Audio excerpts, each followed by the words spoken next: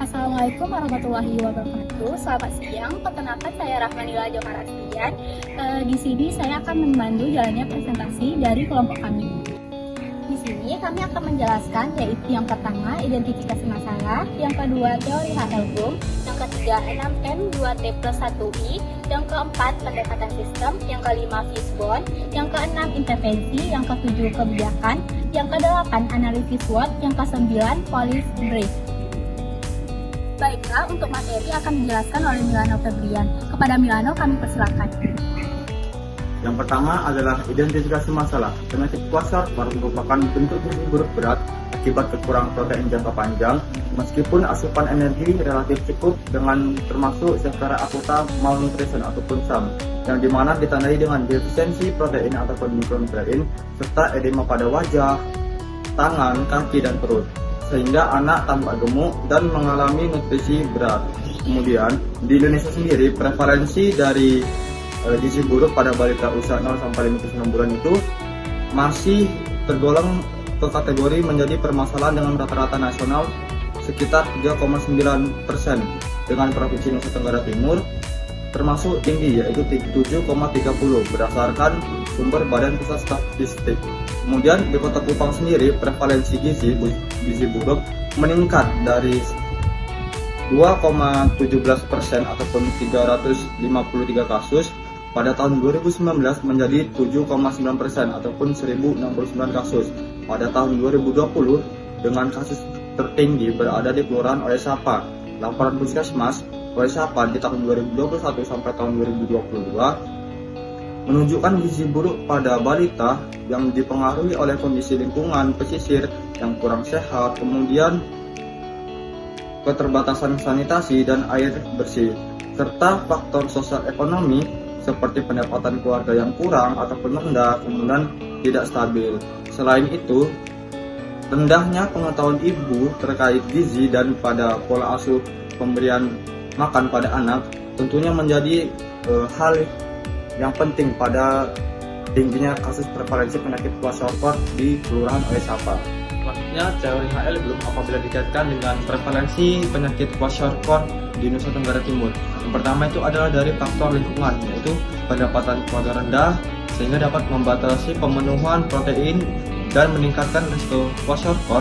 Kemudian ketersediaan air bersih tidak tercukupi. Kemudian selanjutnya ada faktor perilaku, yaitu rendahnya pengetahuan ibu dan pola asuh pemberian makanan yang tidak tepat dan mengakibatkan anak tidak memperoleh asupan protein yang tercukupi. Kemudian yang ketiga adalah faktor pelayanan kesehatan, yaitu pelayanan kesehatan seperti posyandu dan penyuluhan tersedia namun tidak termanfaati secara optimal. Kemudian yang terakhir adalah faktor genetik, di mana faktor genetik tidak ataupun bukan sebagai penyebab utama dari prevalensi penyakit kwashiorkor, namun dapat menjadi kerentanan anak terhadap kekurangan protein dan respon tubuh saat mengalami stres nutrisi. Selanjutnya poin 6M plus 2T plus 1I, di mana men yaitu kurangnya pengetahuan gizi ibu sehingga belum mampu menerapkan pemberian makanan balita yang sesuai, terutama untuk pemenuhan protein. Kemudian yang kedua adalah money, yaitu pendapatan keluarga rendah membatasi kemampuan untuk membeli makanan yang kaya akan gizi. Kemudian yang ketiga adalah material, makanan yang tersedia di rumah dominasi karbohidrat dengan lauk pauk terbatas.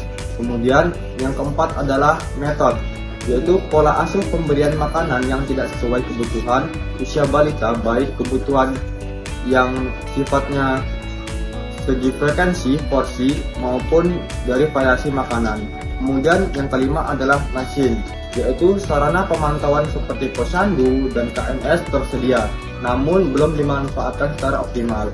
Kemudian selanjutnya yaitu adalah time, yaitu masalah gizi berlangsung lama akibat keterlambatan deteksi dan penanganan. Kemudian yang kedelapan adalah teknologi, yaitu pemanfaatan media teknologi kesehatan untuk edukasi gizi masih terbatas, sehingga berdampak pada informasi mengenai gizi kurang. Kemudian yang terakhir adalah informasi, yaitu informasi gizi yang diterima ibu dan bayi belum dipahami secara optimal, sehingga tidak berdampak signifikan pada kesehatan ibu dan bayi. Selanjutnya adalah pendekatan sistem. Yang pertama adalah input, termasuk ke dalam asupan protein balita yang rendah, kemudian ada pengetahuan gizi ibu terbatas, kemudian pendapatan keluarga rendah dan tidak stabil. Kemudian yang terakhir adalah pendidikan ibu relatif rendah. Kemudian yang kedua adalah proses, di mana pola asuh pemberian makan tidak seimbang, kemudian pemilihan makanan berdasarkan kebiasaan keluarga. Kemudian yang terakhir adalah ketergantungan pada satu jenis menu. Selanjutnya nomor 3 adalah output, yang terdiri dari terjadinya gizi buruk pada balita, kemudian munculnya kwashiorkor sebagai bentuk gizi buruk, kemudian terganggunya pertumbuhan fisik, dan yang terakhir adalah menurunnya daya tahan tubuh pada balita. Kemudian yang terakhir adalah outcome, yang terdiri dari tingginya prevalensi kasus kwashiorkor di Nusa Tenggara Timur, kemudian meningkatnya angka kesakitan dan kematian pada balita. Kemudian yang terakhir adalah terhambatnya pertumbuhan kognitif pada anak. Selanjutnya ada pun penerapan fishbone. Yang pertama itu adalah MEN, yaitu tentang pengetahuan gizi ibu masih rendah, kemudian pendidikan ibu relatif rendah, serta pola asuh pada anak yang relatif kurang baik. Selanjutnya ada di MONE, yaitu pendapatan keluarga rendah, serta pekerjaan orang tua tidak stabil, kemudian daya beli makanan bergizi terbatas. Kemudian selanjutnya adalah metode, yaitu di mana cara pemberian makan tidak tepat, kemudian jadwal pemberian makan tidak teratur, serta frekuensi makan kurang dari 3 kali sehari. Kemudian ada matching, yaitu sarana memasak masih sederhana, kemudian tidak ada alat bantu edukasi gizi, serta minimnya media informasi tentang gizi. Kemudian selanjutnya itu ada material, di mana ketersediaan bahan makanan bergizi terbatas, kurang konsumsi sayur dan buah, serta makanan didominasi oleh nasi dan lauk tertentu. Selanjutnya yang terakhir adalah environment, yaitu tentang bagaimana lingkungan tempat tinggal itu kurang sehat, kemudian pemukiman padat ataupun kumuh, serta sanitasi lingkungan belum optimal, sehingga menjadi prevalensi ataupun titik-titik menjadi membuat prevalensi kwashiorkor itu menjadi tinggi.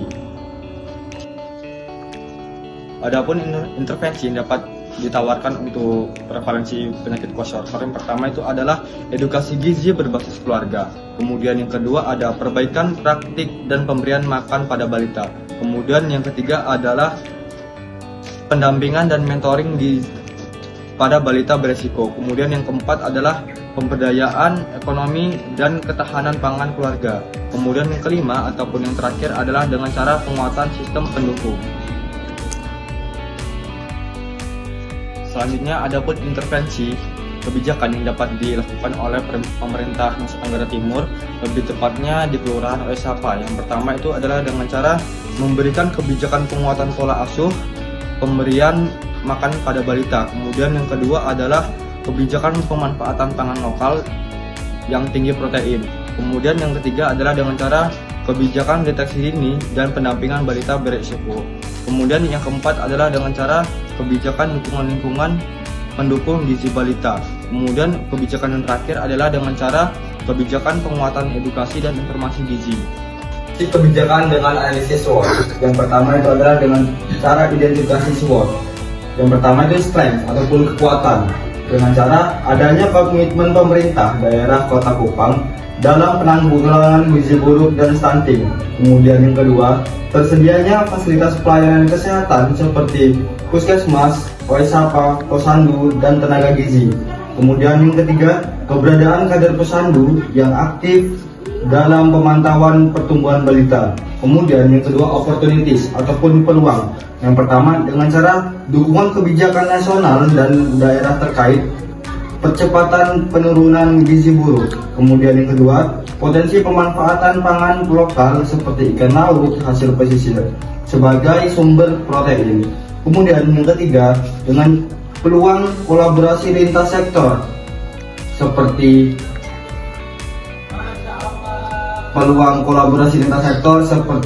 dari kesehatan, sosial maupun perikanan. Kemudian ada weakness ataupun kelemahan.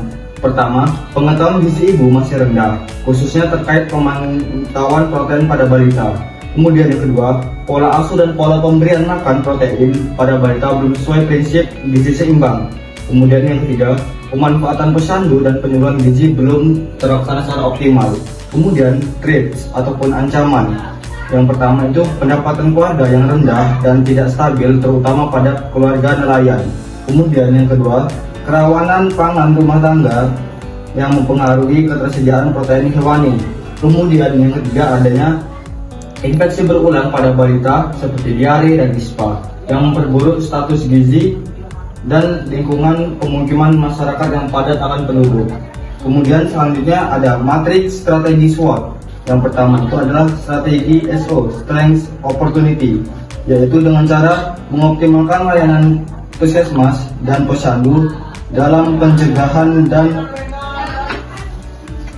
selanjutnya adalah matriks SWOT dengan cara strategi SO ataupun Strength Opportunity. Yang pertama dengan cara mengoptimalkan layanan puskesmas dan posyandu dalam pencegahan dan penanganan kwashiorkor dengan dukungan kebijakan pemerintah.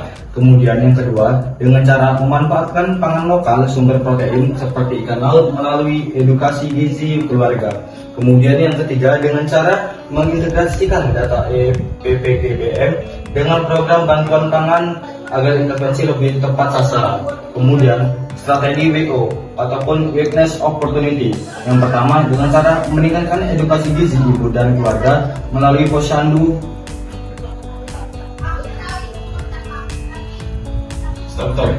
Selanjutnya matriks strategi SWOT. Yang pertama itu adalah strategi SO ataupun Strength Opportunity. Yang pertama itu dengan cara mengoptimalkan layanan puskesmas dan posyandu dalam pencegahan dan penanganan kwashiorkor dengan dukungan kebijakan pemerintah.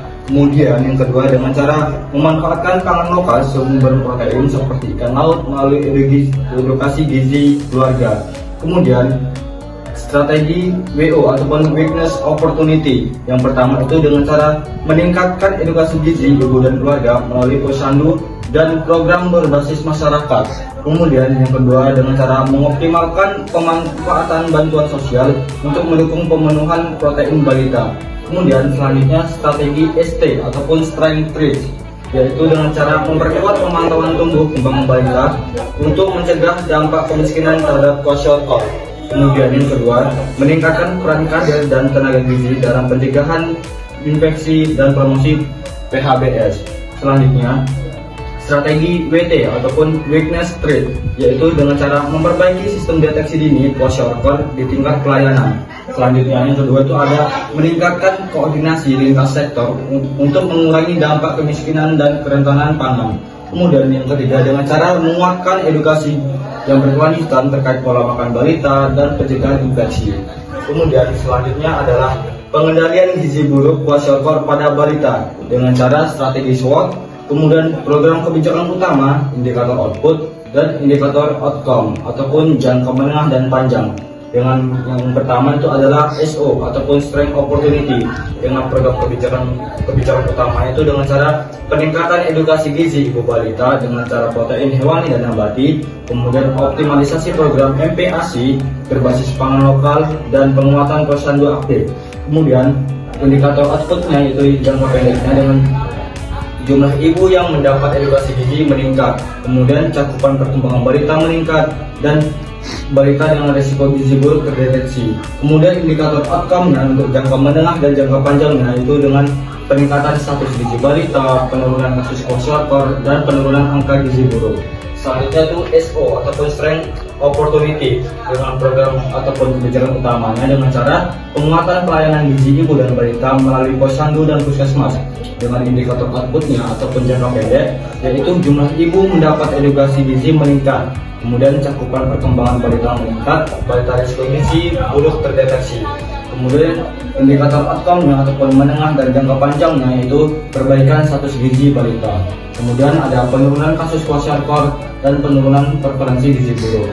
Selanjutnya itu adalah WO ataupun Witness Opportunity dengan program kebijakan utama itu dengan cara peningkatan akses pangan sumber protein, pemberdayaan keluarga sadar gizi ataupun kadarzi, kemudian penyuluhan pola asuh dan MPASI yang berkelanjutan.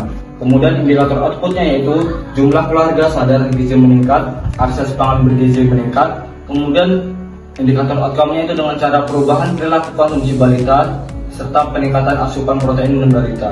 Kemudian selanjutnya adalah WO dengan program kebijakan utamanya itu pemberdayaan keluarga melalui program kadarzi, kemudian penyuluhan pola asuh dan pemberian MPASI yang tepat, kemudian peningkatan akses pangan sumber protein dengan indikator outputnya yaitu jumlah keluarga sadar gizi meningkat, partisipasi ibu dalam posyandu meningkat, dan kader terlatih bertambah. Selanjutnya indikator outcome-nya ataupun jangka menengah dan panjangnya dengan perubahan perilaku konsumsi balita, peningkatan asupan protein, penurunan resiko kekurangan kalori protein ataupun KKP. Kemudian ST ataupun Strength Trade yaitu dengan program utamanya kampanye pencegahan gizi buruk dan kwashiorkor, kemudian deteksi dini dan rujukan cepat kasus gizi buruk. Kemudian indikator outputnya itu dengan jumlah balita mendapat PMT meningkat, kemudian kasus gizi buruk terlapor lebih cepat serta cakupan kunjungan rumah meningkat. Kemudian indikator outcome-nya itu dengan penurunan komplikasi kwashiorkor, penurunan angka rawat inap akibat gizi buruk, serta penurunan angka kesakitan balita. Kemudian yang terakhir adalah WT ataupun Witness Rate dengan program kebijakan utama itu dengan cara penguatan pencatatan dan pelaporan gizi balita, monitoring rutin status gizi, evaluasi berkala program penanggulangan gizi buruk. Kemudian dengan indikator outputnya itu data status gizi balita terupdate, laporan kasus kwashiorkor terdokumentasi, dan evaluasi program dilakukan secara berkala. Kemudian indikator outcome-nya itu program intervensi lebih tepat sasaran, penurunan angka kejadian kwashiorkor secara berkelanjutan, serta yang terakhir itu adalah peningkatan kualitas pelayanan gizi masyarakat. Kemudian ini adalah link ataupun scan QR terkait referensi dari materi penyakit kwashiorkor. Terima kasih. Selanjutnya adalah penyusunan policy brief, yaitu yang pertama tentang latar belakang masalah. Gizi buruk pada balita termasuk kwashiorkor akibat defisiensi protein masih menjadi masalah kesehatan masyarakat yang berdampak pada pertumbuhan, perkembangan kognitif, serta peningkatan risiko kesakitan dan kematian anak. Permasalahan ini dipengaruhi oleh rendahnya pengetahuan dan keterampilan keluarga terkait gizi balita, praktik pemberian makanan yang tidak sesuai usia, kemudian keterbatasan akses pangan bergizi, serta belum optimalnya pemantauan pertumbuhan balita. Kemudian, adapun tujuan kebijakan penyusunan policy brief ini adalah kebijakan ini bertujuan untuk memperkuat intervensi gizi berbasis keluarga untuk mencegah gizi buruk dan kwashiorkor pada balita melalui peningkatan pengetahuan dan keterampilan keluarga serta perbaikan praktik pemberian makan sesuai kebutuhan balita. Kemudian, penguatan ketahanan pangan berbasis sumber daya lokal serta optimalisasi pemantauan pertumbuhan dan pendampingan pada balita.